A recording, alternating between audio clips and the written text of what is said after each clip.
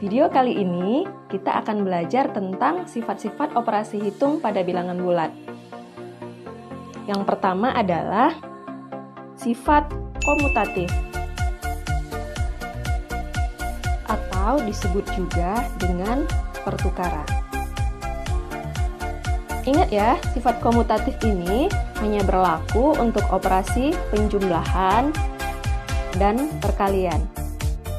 Untuk penjumlahan, misalnya jika A ditambah B itu sama dengan B ditambah A.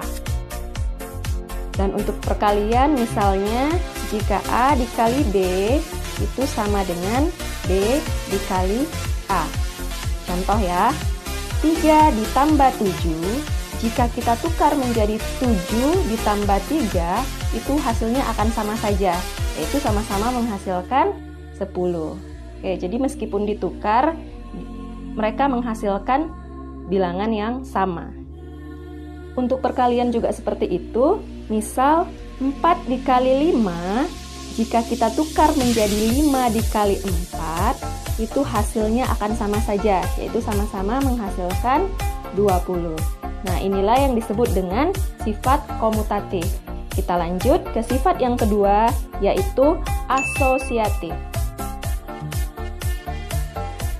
Sifat asosiatif ini disebut juga dengan sifat pengelompokan. Sama seperti sifat komutatif, sifat asosiatif ini hanya berlaku untuk operasi penjumlahan dan operasi perkalian. Misal jika A ditambah B, kemudian ditambah lagi dengan C, itu sama saja dengan A ditambah dengan B tambah C. Kita langsung ke contoh.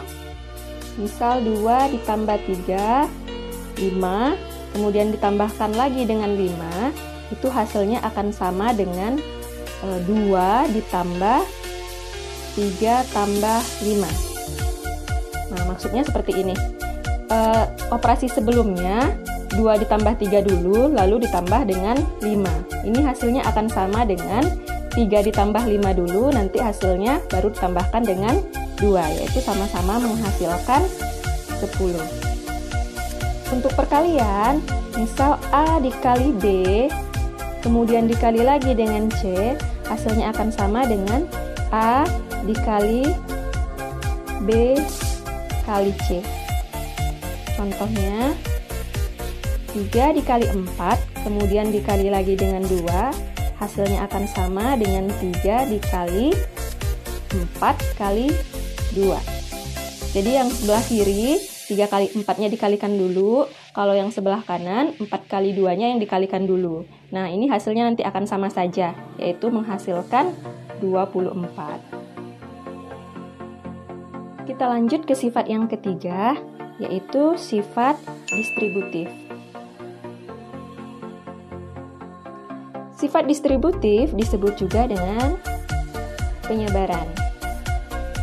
Sifat ini berlaku untuk operasi perkalian terhadap penjumlahan dan perkalian terhadap pengurangan.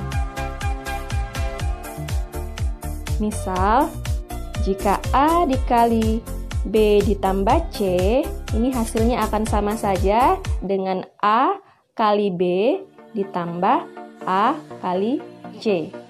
Untuk perkalian terhadap pengurangan, itu hampir sama. Jika A dikali B dikurang C, hasilnya akan sama saja dengan A dikali B, kemudian dikurang dengan A dikali C. Contoh, 2 dikali 3 ditambah 4, hasilnya akan sama saja apabila kita sebar menjadi 2 kali 3 ditambah 2 dikali 4. Oke, kalau ini kan dijumlahkan dulu, 3 kali tambah 4, 7, baru dikali dengan 2, 2 kali 7, hasilnya 14. Sedangkan pada operasi yang sebelahnya, 2 kali 3 dulu, 6, lalu ditambahkan dengan 2 kali 4, 8. Jadi 6 tambah 8, 14. Hasilnya sama saja ya. Contoh untuk perkalian terhadap pengurangan, misal 3 dikali 4 dikurang 2, yaitu sama dengan 3 dikali 4 dikurang 3 dikali 2, yaitu sama-sama menghasilkan 3 dikali 4 dikurang 2, 2. Jadi 3 dikali 2, 6. Itu sama saja dengan 3 dikali 4, 12. Dikurang 3 dikali 2, 6. 12 dikurang 6, itu sama dengan 6. Jadi perkaliannya dikerjakan terlebih dahulu, baru dijumlahkan atau dikurangkan.